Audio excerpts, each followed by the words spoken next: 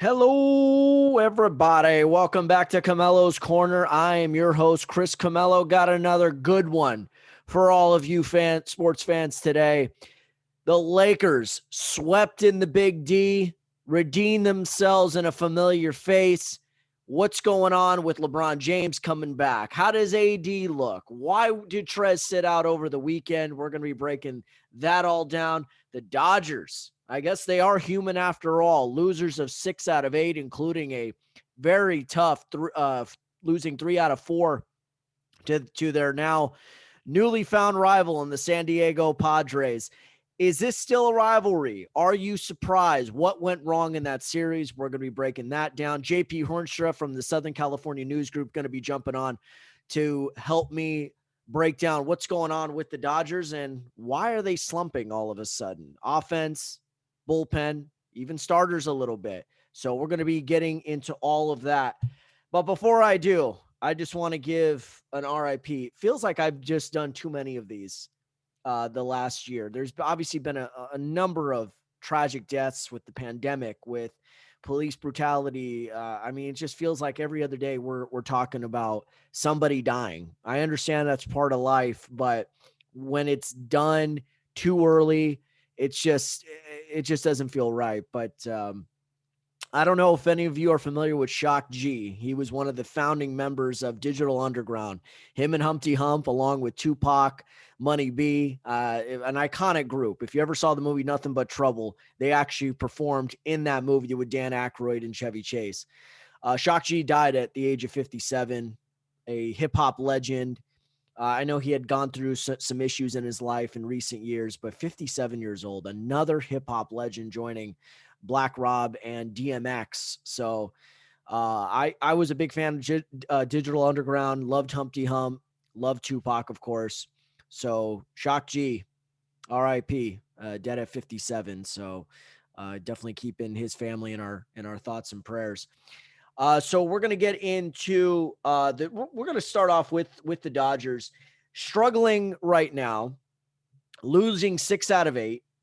And it just seems as though there is a problem with the offense. You know, remember we came into this season thinking like Dodgers are just going to be the most dominant team ever. They got the best pitching staff. They added the reigning Cy Young Award winner. You got Kershaw, you got Buehler, you got May, you got Urias in the rotation. You've got an offense that brought back Justin Turner. You've got Bellinger, Seager, Muncy, etc.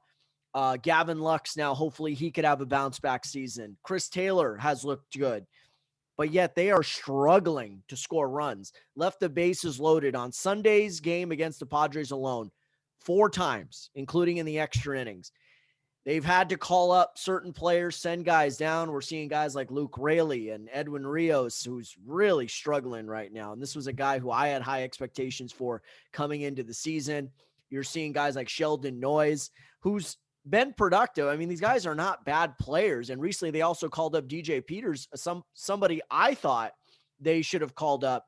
And it's been tough for these guys to come in and make a difference and just get that big hit. The one guy who was consistently doing it is now on the IL because of a back injury, and that's Zach McKinstry. But between the stars and the young guys, they just have not been able to consistently put together a good offensive performances. And it's starting to show. I mean, when you look at the season as a whole, how many 1-0 wins have they had? They've had a few of those where the pitching's been dominant and the offense was just only able to put together 1 or 2 runs, right? So this has been an issue all season long for them. The injuries are piling up. I mentioned McKinstry, Bellinger. They found a hairline fracture, so who knows when he'll be back. Could be 2, 3, 4 more weeks. I don't know. David Price, who gave up 2 runs on Sunday against the Padres, he is now going to be out with the strained hamstring. Corey Knebel, I guess it was a tricep injury or he could miss months, they're saying, and he had been pitching so well. He had 1 bad performance in the first series against the Padres, that first game where he gave up a couple of runs, but this was a guy who I was thinking was going to be a major factor in the bullpen. And now who knows when he'll come back and how he's going to look when he comes back. Joe Kelly in the final year of his deal. We have not seen him at all. So he's still a few weeks away. Tony Gonsolin could be a few weeks away. So just a lot of injuries piling up. The offense is sputtering right now. The starting pitching's been good. That's the thing. I think that's been the one constant, has been the starting pitching. But now the bullpen, not only is it battered, but a little inconsistent. And Kenley Jansen, Monday night against the Cincinnati Reds, gave up a 2-run home run to Jesse Winker in the I believe it was the 11th inning. It was the 10th inning. Excuse me. And they've played so many extra inning games. It's hard to keep track, right? And obviously you inherit the runner at second, but Winker took him to the opposite field, and that was pretty much the game. And the way the Dodgers are swinging the bats, no comeback was imminent. And that's exactly what happened. Dodgers went out quietly in the bottom of the 10th, got a man aboard, try to keep the line moving as much as they can, but Luke Raley unable to come up with that big hit. So is there a concern losing 6 out of 8? Yes and no.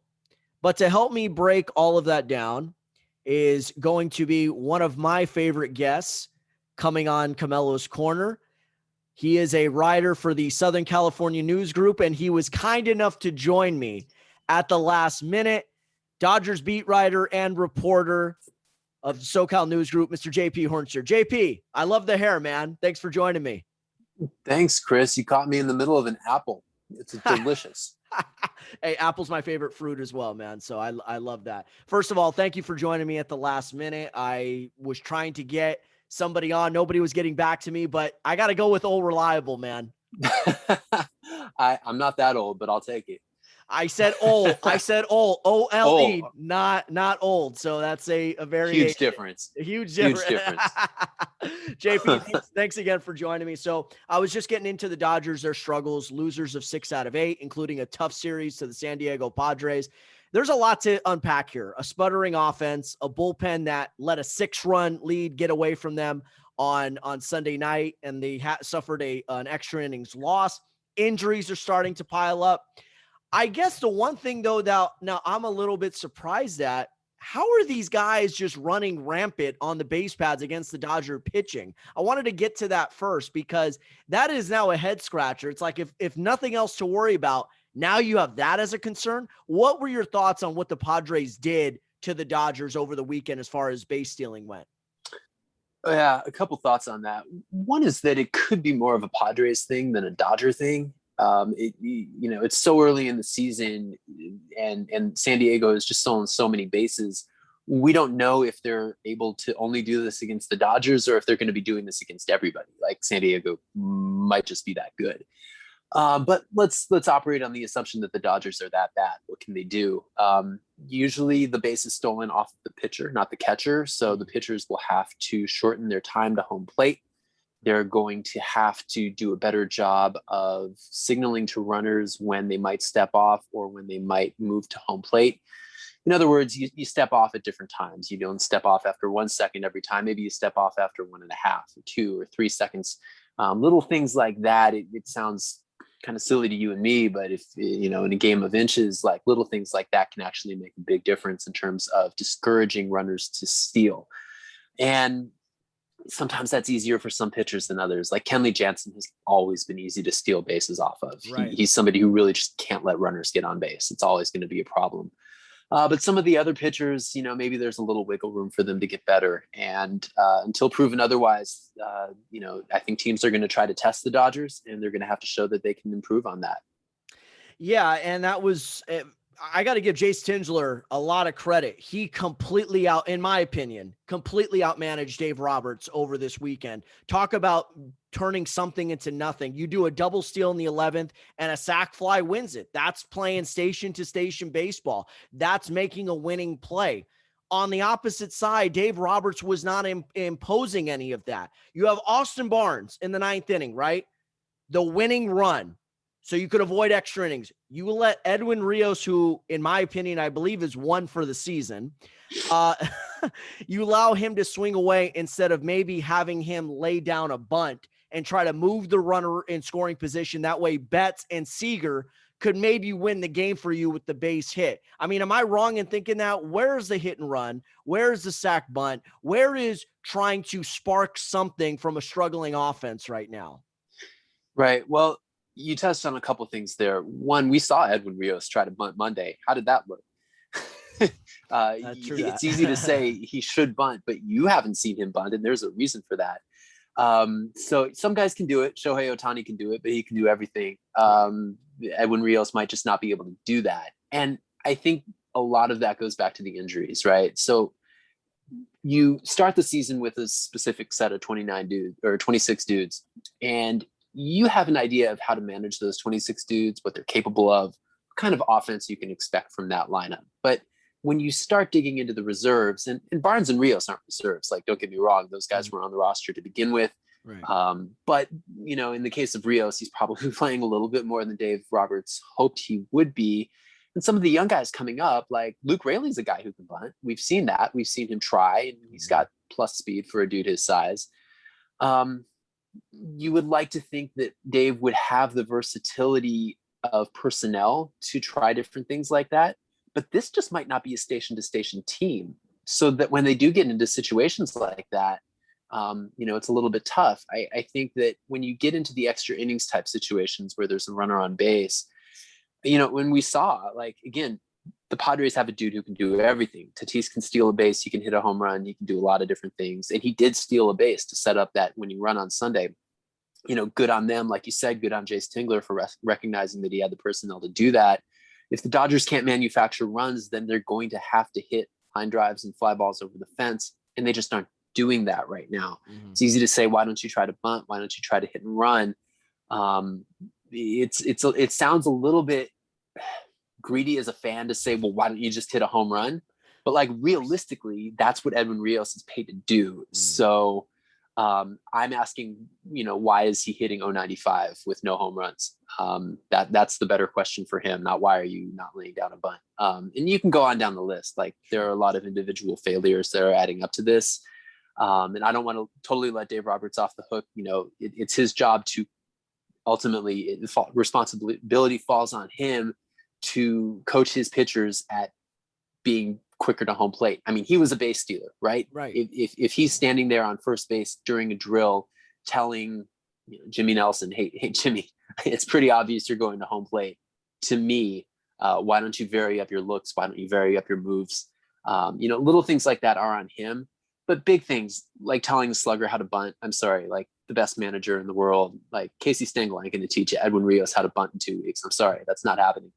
So I think there are degrees of responsibility there, but right now these guys just need to be hitting the way they're paid to hit, which means in most cases line drives and home runs. Yeah, but this is an offense right now. When you're struggling, I'm just saying you have to kind of do something to shake things up, get a spark, whether that's in basketball, a lot of times it's a lineup change. It's pulling guys out. It's injecting certain guys in just to do something to shake things up, because it's worth the try. Because what's been working for us through the first 2 weeks of the season has now not been working for us the last week. I want to go back to the Padres for a second. Is this a team now that the Dodgers have to worry about, or is this one of those things where it's like these games just simply mean more to them for their own mental psyche instead of the Dodgers, who are the defending champs? It's a division that they own, and they're like, hey, you want to take a stripe off of us in the regular season? Fine. We'll beat you when it matters. Similar, now stay with me on this, similar to what the Sacramento Kings used to do to the Shaq and Kobe Lakers. Remember, they used to, I don't know how familiar you are with the NBA. Remember, they used to kill the Lakers in the regular season, but the Lakers used to beat them when it mattered in the playoffs. So could you see that sort of rivalry dynamic brewing? I do. I could, and I do. I think in the context of what to expect the rest of this season, I mean, it's a little harder to look beyond that, but when you think about how the two teams are built, right? Like, Tatis is not going anywhere for a while. Machado, Hosmer, Dodgers are going to be seeing a lot of these guys over the years. No different from Jason Williams and Vlade Divac and Mike Bibby. Like, get used to these names. Very good, JP. Love that. I'm following along. I'm with you. I think it's a little dangerous though when you think about the context of the season. April baseball games, like, yes, I think there's enough passion that we see from the fans in the stands and from the players on the field to say there is a rivalry there. Like, I'm pretty comfortable saying that.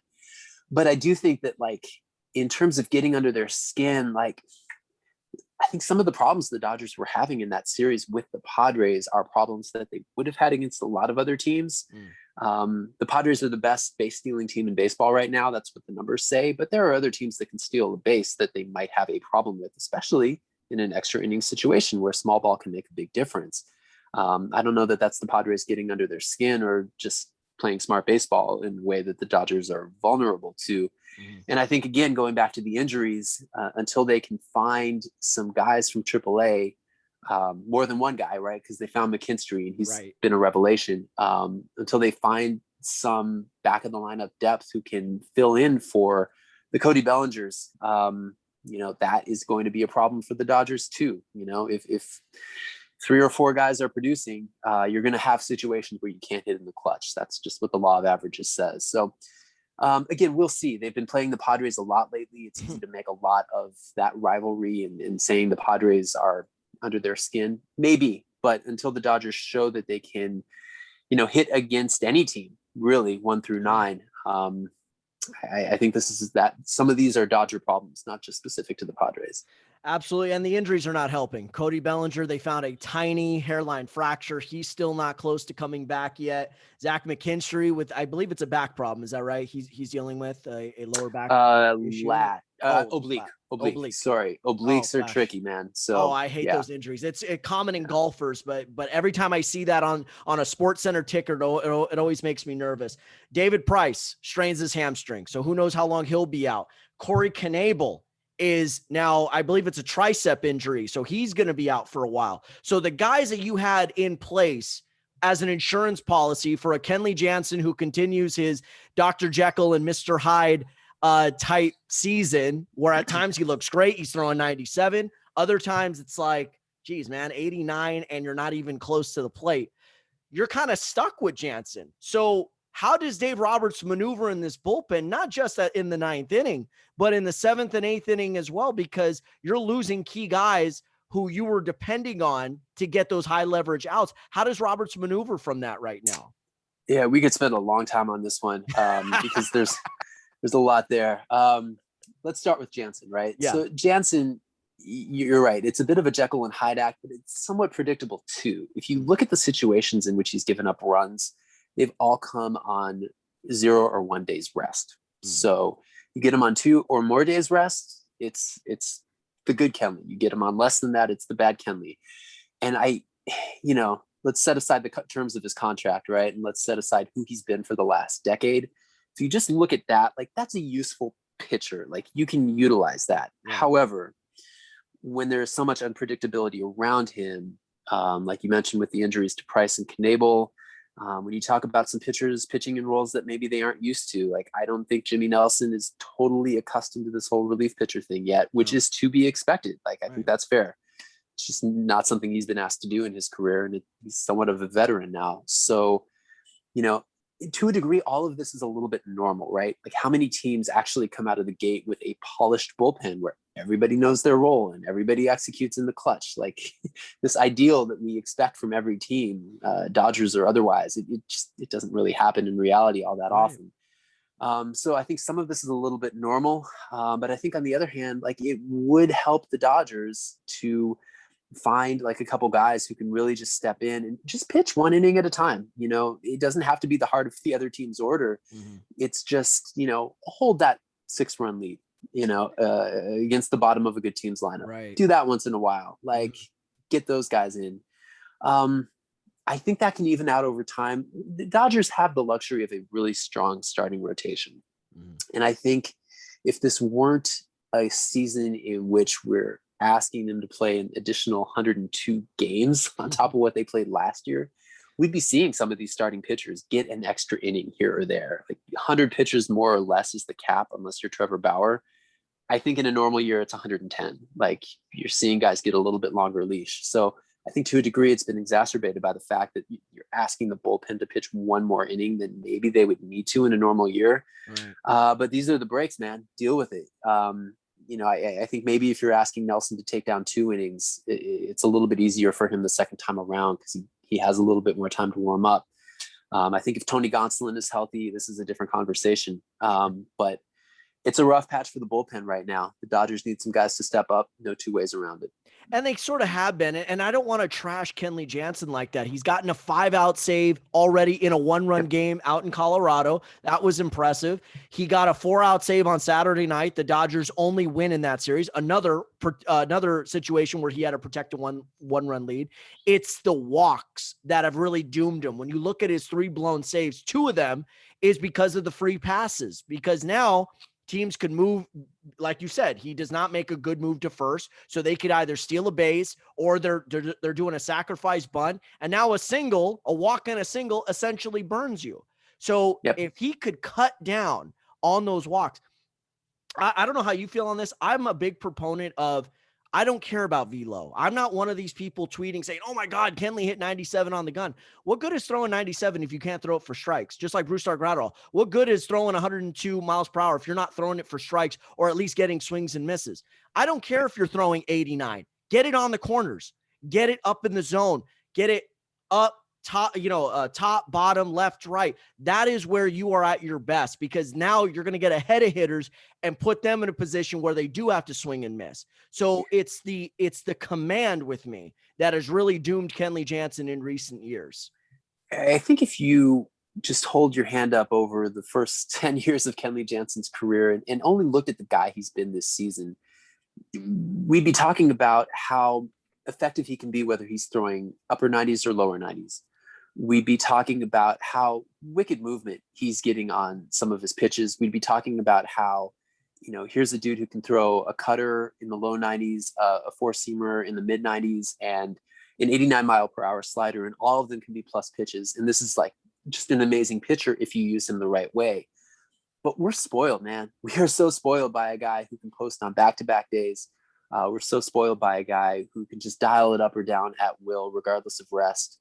And he's just not that pitcher anymore, right? So it's really incumbent on the Dodgers to figure out, like right now, it just looks like you can't use him on fewer than 2 days rest. If you do, let's make sure it's a 3-run lead.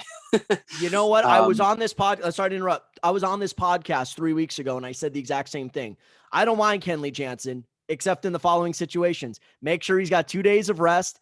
Don't bring him in a 1-run game. Make sure it's 2 runs or more that you're bringing him in. Give him that buffer, that margin for error. And that's a useful pitcher. Yeah. He's not threatening Mariano Rivera to be like the best closer of all time at this point. Right. That's a useful pitcher if you use him the right way.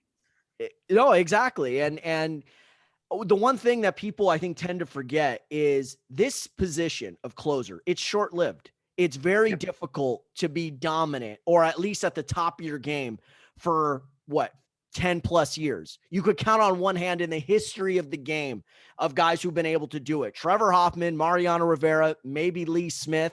But if you look at the Giants won 3 World Series in 5 years, 3 different closers: Brian Wilson, Sergio Romo, Santiago Casilla. It goes to show you that it's very easy to burn out, injuries, all of those things. So the fact that Jansen's given you 6, 7, 8 quality years, and he's fallen off, but still halfway decent, just goes to show you that this guy is part of a rare breed. And we should just keep, looking at the glass half full, we should kind of, hit the brakes on the criticism, myself included. Yeah, he's earned the benefit of the doubt to show the Dodgers what kind of situations he can handle. I mean, this isn't like a 25-year-old dude with options who's trying to find his footing. Right. This is a guy who's earned rope. He's clearly earned it from the team. He's clearly earned it from the manager, coaching, the front office. It would be nice if the fans could give him a little rope too. Oh, I know. I agree. JP, I got one more for you. Thanks again, man. You've been more than courteous with your time, and I know I got you at the last minute, but just goes to show you, man, class personified. That's exactly who you are. So coming up, you got this long road trip coming up. How do the Dodgers offense get back in sync? Because to be honest, we can nitpick the bullpen and all of those things, but you've got to score runs. And even in their wins, I think they've already got 2 or 3 1-0 wins. How does this offense get going? And what kind of help can we expect from some of these guys like Sheldon Noisy and or DJ Peters until some of these big guns like Cody Bellinger could come back? Yeah, Noisy's looked pretty good at the plate. He's been a little bit less good in the field. So finding him a position and finding situations where you can trust him on the field, that's going to be a bit of a challenge, but it's early. You can figure out a place for him. I think in general, until McKinstry comes back, try some different guys. Really easy to say, right?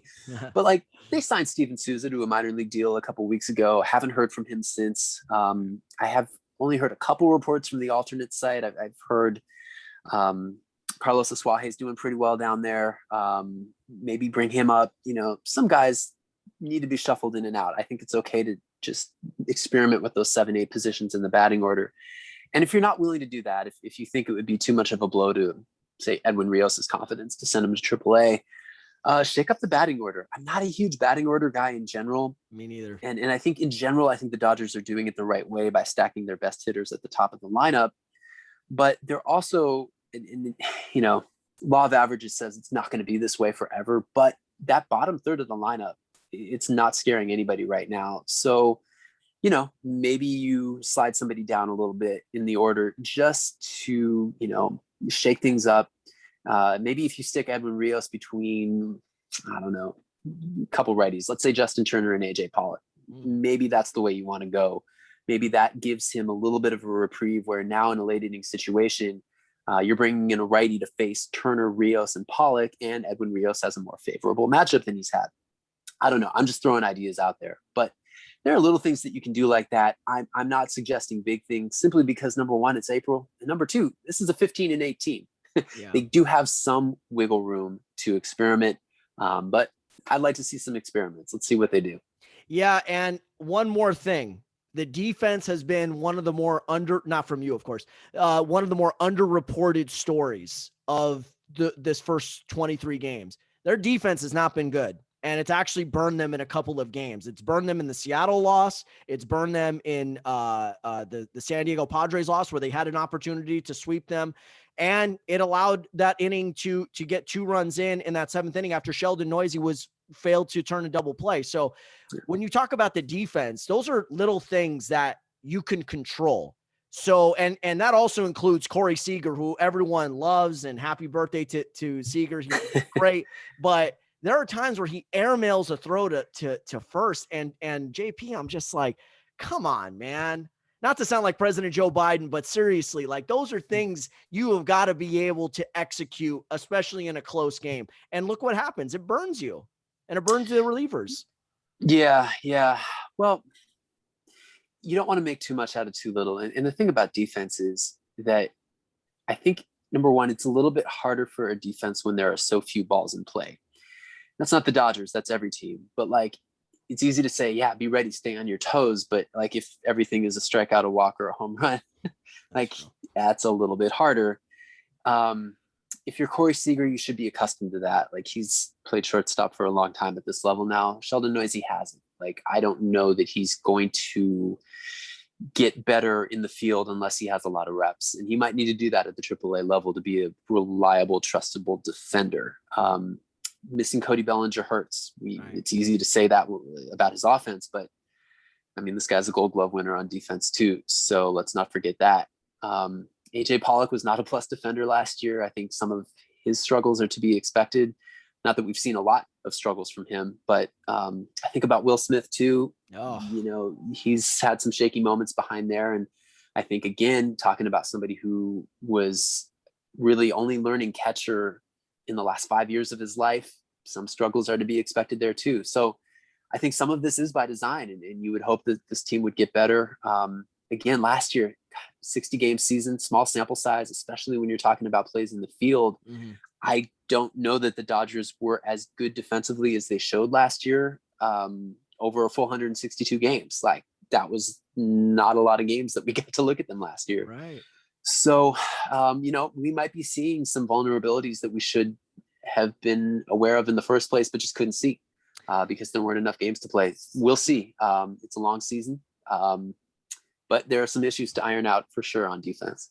And it goes to show you every year there's these analysts, these people that go on, oh, the Dodgers are going to be this unbeatable team. And I always go in and I'm a positive guy, JP. I'm a glass half full kind of guy. You know that enough.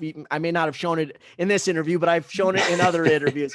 But at the end of the day, I always go in with a little bit of trepidation because this is not a sport that's very easy to impose your will as opposed to basketball and football, because injuries can happen, inconsistencies can happen, dry spells can happen. You know this probably better than most. Hitting is contagious. When one guy's hitting, kind of feels like they're all hitting. When a couple of guys are struggling, they're all struggling. So it's very easy to get in through these slumps, losers of 6 out of 8 or 7 of 9 or whatever the case may be. The positive is you'd rather have these issues now while you're shorthanded in April than September with the playoffs right around the corner. So I'll just leave it at that. JP, thanks again, man, for joining me today. I know it was last minute, but I always appreciate you coming on. Tell my listeners how they could follow your stuff, man. Yeah, go to @JP Hoornstra on Twitter, Facebook, Instagram. Every story I write will get linked up on Twitter. Go find me there. Yeah, and he's got the do going. I know you can't see it, but to me, you almost look like Dustin May's brother, man, with that hair. Just call me Justin May. All right, JP, thanks again, man. Really appreciate the time. We'll be talking to you soon. You got it, Chris. Take care. You got it, man. Thanks. The great JP Hoornstra joining me. Okay, when we come back, thanks again to the great JP Hoornstra for joining me. Always a pleasure. Be sure to follow him on all social media platforms and read his stuff on the Southern California News Group. Great guy. Always a pleasure to have him on. Okay, when we come back, we're going to get into some Lakers. What is going on with them? They lost 3 in a row. They dropped 2 in the Dallas two-step. AD, how's he looking? And is LeBron going to be back a lot sooner than we expected? We're breaking that all down. On the other end of the break, stay tuned, everybody.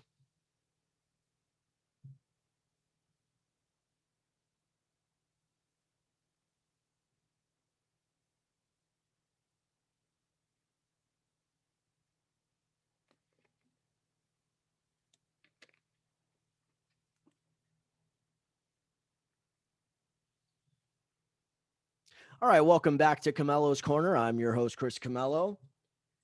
The Lakers, as we go from the diamond to the hardwood. I know sometimes I go hardwood to diamond. This time we're going the other way around. Okay. Very disappointed I was after Saturday night. I didn't expect the Lakers they had 2 mini 2-game sets. One against Utah. They split that. I actually thought potentially they could take both of those games against the Dallas Mavericks. Now, I understand Mavericks had been playing much better basketball lately. They were healthy. They got Porzingis back. Luka's been great. A lot of their role players stepping up. But I thought Lakers getting Anthony Davis back, playing decent basketball. They match up well with Dallas.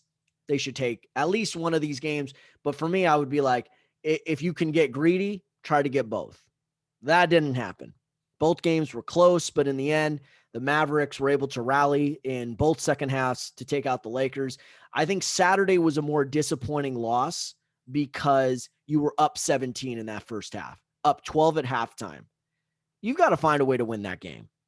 The defense was awesome in the first half. They were trapping Luka Doncic.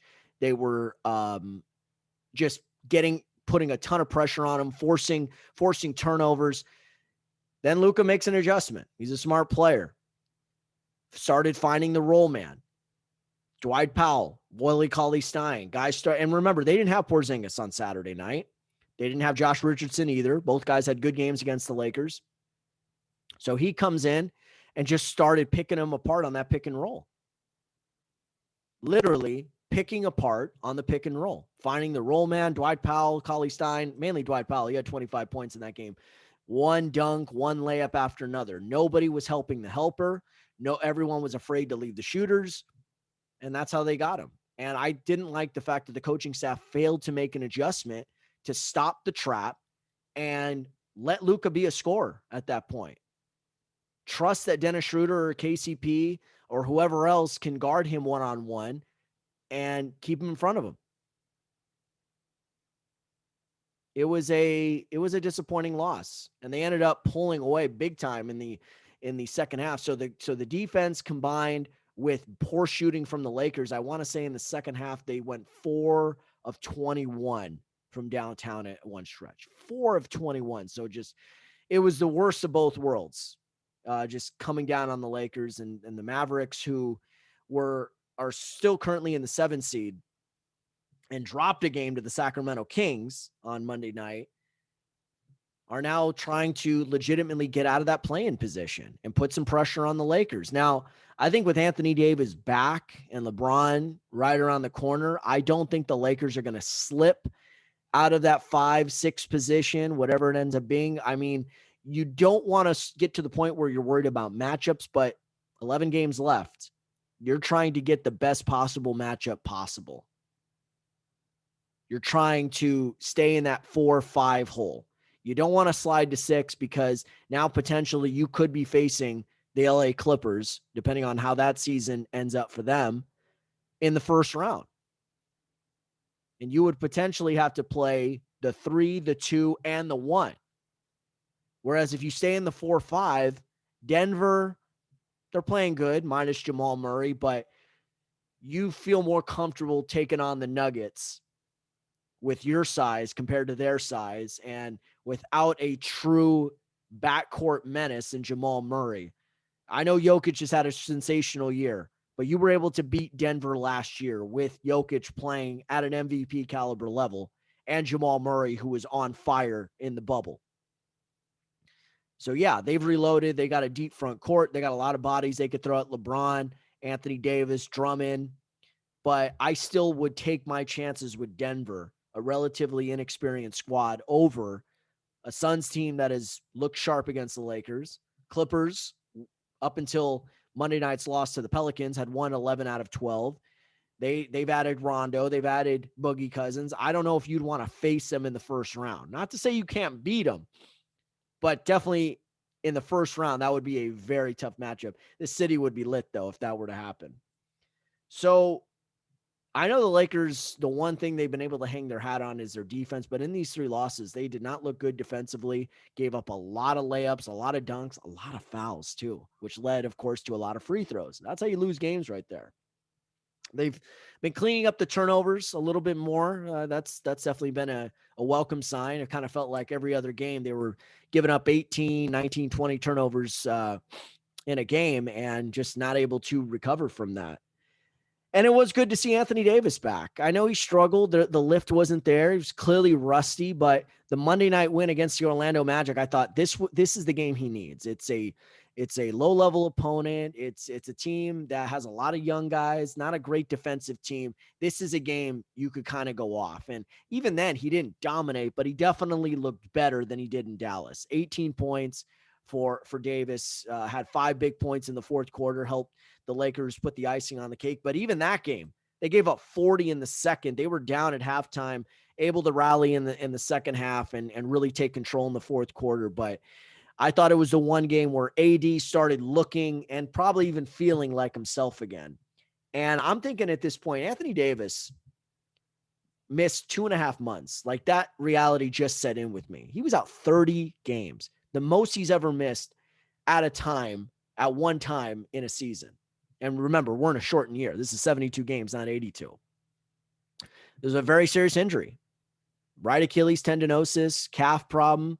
He even admitted it felt like that game in Denver on February 14th felt like he ripped something. So I'm sure there was a fear factor. And even the organization felt like we've got a lot invested in this guy. So not even just this season. Obviously, you're trying to defend your title, but we've got to think about seasons down the road.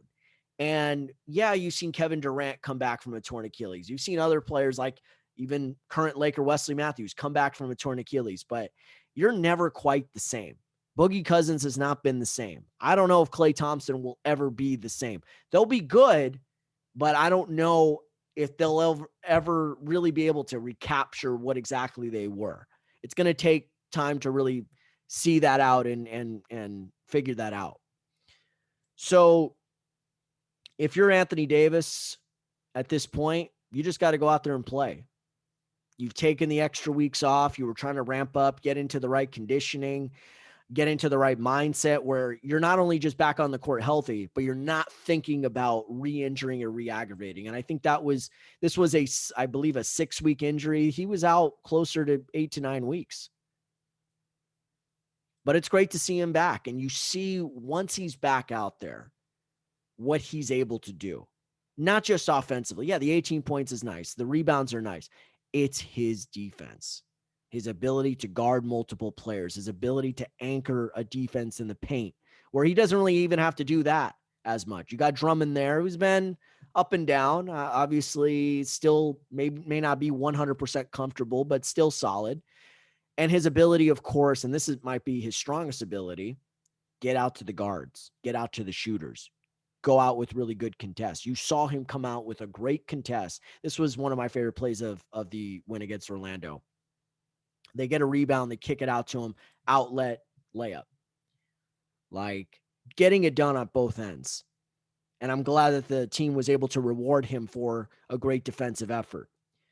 However, this team still, the consistency is a problem. And not even just consistency throughout a week. I'm talking about consistency within a game. First quarter, fourth quarter, they dominate. Second quarter, they give up 40. Those things have got to get out the window at this point. Because if you're giving up 40 to Orlando, who's got a bunch of kids, who've got more incentive to lose than win, what are you going to do when you face an elite opponent? And there's a few left on this schedule before the season is up. You still got to face New York. You've got to face the Clippers. You've got to face Denver. So you have got to be able to clean some things up. That Washington game on Wednesday night, that's not going to be an easy game right there. They lost in overtime to San Antonio, yeah, but before that, they had won 8 in a row. Westbrook and Beal have been killing it. So the defensive effort has got to be more consistent.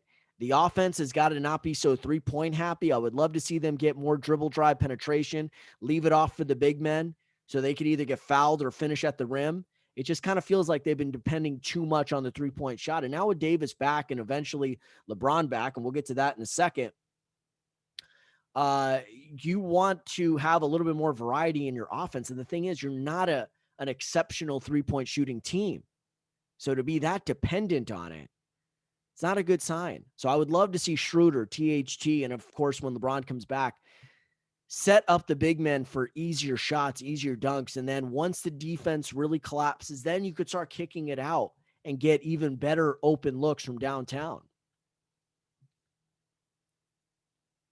As far as the others, Montrezl Harrell, he was nowhere to be found on Saturday. Frank Vogel said it was a rotational thing. He wanted to keep Marc Gasol engaged. Fine.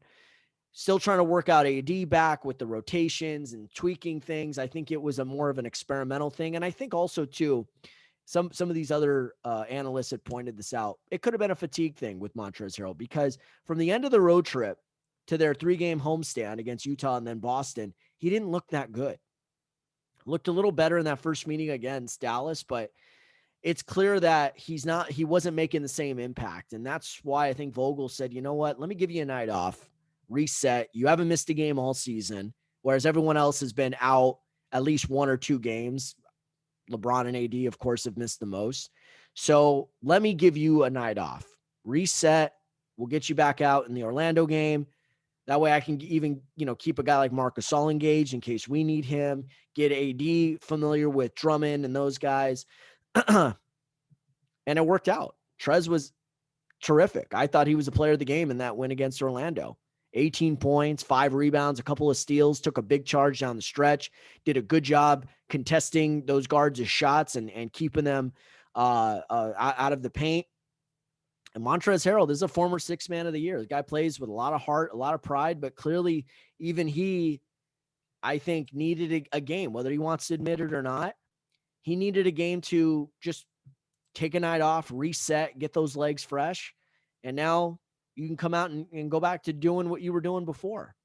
And hopefully that continues the rest of this season. 11 games left. They're going to need him. They're going to need everybody at this point. But you also saw, too, what a guy like Ben McLemore could bring to the table. Lakers in a nip-tuck game against Orlando, lead going back and forth. He comes in the fourth quarter, bam, 2 threes. Had 7 points in the fourth quarter alone. In fact, that was the only points he had in the game. Love what McLemore can do. He's very streaky. I get it. But once he sees one go through, he can make 2, 3, 4 in a row easily. We saw that in the Brooklyn game. And that's something that has been missing from this season from both Wesley Matthews and KCP at times. KCP's looked a lot better. He's whatever was missing with that dude, he's clearly found it. Starting to look a lot better, more aggressive, more assertive, more confident. That's certainly a welcome sign. So, but McLemore looking good as well. Drummond, each game starting to get a little bit more comfortable. There's still those head-scratching plays, both ends, where you say, where you at, Drum? What are you doing? But you also see at times that he is able to bring that physicality, muck up the paint, take away the driving lanes, but he's also helping as well. So he's trying to time the blocks and make sure he's keeping these guards out of the paint. And sometimes it's not always successful, but it is, I think, a chemistry thing and developing that comfort with the guys around him. And I just don't think he's been able to really get entrenched with his role on the defensive end or even the offensive end. And it's not nobody's fault. I just think it's more or less lack of practice time. He's already missed time since he's been here.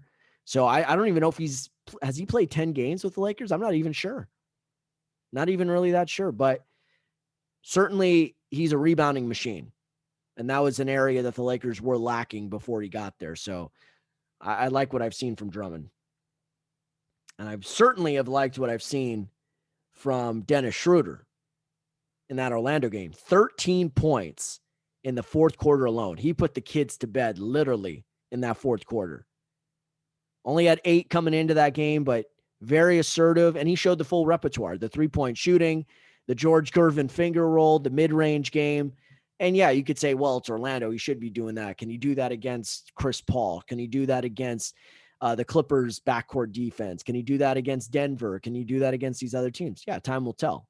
We don't know. Can he do that against Mike Conley and the Utah Jazz? Dennis Schroeder, though, I think his confidence is starting to grow.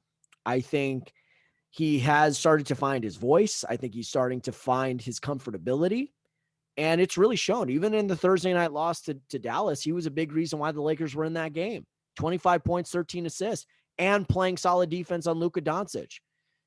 So while I still don't think he should have turned down that extension, he clearly believes in himself and is betting on himself that he can get the job done when the lights are brightest and the stage is biggest. And I'm going to say, like what I said a few weeks ago, we shall see. The playoffs are a whole different animal, and he's never played on a team with these types of high expectations. And now with this type of intense competition. But it's good to see Dennis the Menace start to really get his confidence up. And even Anthony Davis pointed this out in the post game against the Magic. He said, I hope he doesn't lose that edge and that assertiveness when LeBron James comes back. It's very easy to defer to LeBron James. And we've seen Schroeder do that a number of times this season. So I would love to see him keep that up when LBJ comes back, which could be very soon. Source told Woj could be this week. You saw the video of him working out, doing suicides and running up and down the floor. He looked all right. I don't think it'll be this week. I think I'm going to stick to my guns. I still think it's going to be that first week of May. I know May starts on a weekend this year, but wouldn't surprise me if he comes back that Monday. I believe they're playing Denver. They come back home, they play Toronto, and they play Denver right after that. So wouldn't surprise me if he comes back in one of those two games, but he's certainly not going to play Wednesday night against the Wizards. And would not surprise me if he comes. I mean, if he comes back tomorrow on Wednesday, it's not going to be shocking, but more than likely, I think it's going to be one of those home games that against the Kings or the Raptors or the Nuggets. It's going to be one of those two games. So, but it's good to see the Lakers rounding into form. You're seeing a lot of these other teams have suffered these injuries to their star players. Like Brooklyn, they still don't know when they're going to get Harden back. They just got Durant back, who's looked good. But Harden's going to be a big part of what they do. So if you're Brooklyn, you're hoping to get all your pieces back before the regular season's up. There's only two and a half weeks left in this season. You don't want to be second guessing who's going to be available for us in a first round playoff series. But You got the Kang coming back soon. You got Schroeder looking good. Hopefully he keeps that up. AD is back. He's got 3 games under his belt and really looked good in this last one. And hopefully that trend continues. So Lakers, it just seems like every night, what version of them are we going to get? It's been a tale of two halves, been a tale of two teams, been a tough season for them. And yet here they are, still a top 5 seed in the Western Conference. Go figure. But if they drop some of these games against Washington or Toronto or Sacramento or teams that they should be able to beat, I said this on another post game show on an Instagram Live. They deserve whatever they got coming. If you don't take care of business against the teams you're supposed to take care of business against, you deserve whatever you got coming, period. But I think they're going to be okay. I think they're going to be okay if they can get LeBron James back within the next week, win a couple more games without him. And that's the other thing. They haven't won 2 in a row since maybe a month when they beat Cleveland and Sacramento back-to-back, or Cleveland and Orlando back-to-back. That might have been the last time they actually won consecutive games. So I'd like to just see that. Win 2 in a row. Go on a little winning streak. I mean, I'm tired of hearing these teams, so-and-so's won 8 in a row, so-and-so's won 9 in a row, so-and-so's won 11 of their last 12. I would just want to see them go out and win a couple of games in a row. So Lakers trying to stay afloat, but also trying to get healthy. All right, that about does it for me on this edition of Camello's Corner. Thank you to JP Hoornstra for joining me to talk the state of the Blue Crew, the defending World Series champion Los Angeles Dodgers. Got into some Laker talk again. Got the NFL draft now coming up Thursday, so that'll be fun to watch, see what the Chargers do in the first round, but I'm sure there will be some few surprises along the way. Be sure to follow me on all social media platforms. I'm on Twitter at Chris_Camello. I'm on Instagram, CCamello1, Camello's Corner by Chris Camello on Facebook. And be sure to download and subscribe to all my podcasts on all major streaming platforms: Google Podcasts, Spotify, SoundCloud, Apple iTunes. Leave me that 5-star rating. Thanks again, everybody, for tuning in every week. Appreciate you. Stay healthy, stay safe out there. Thank you.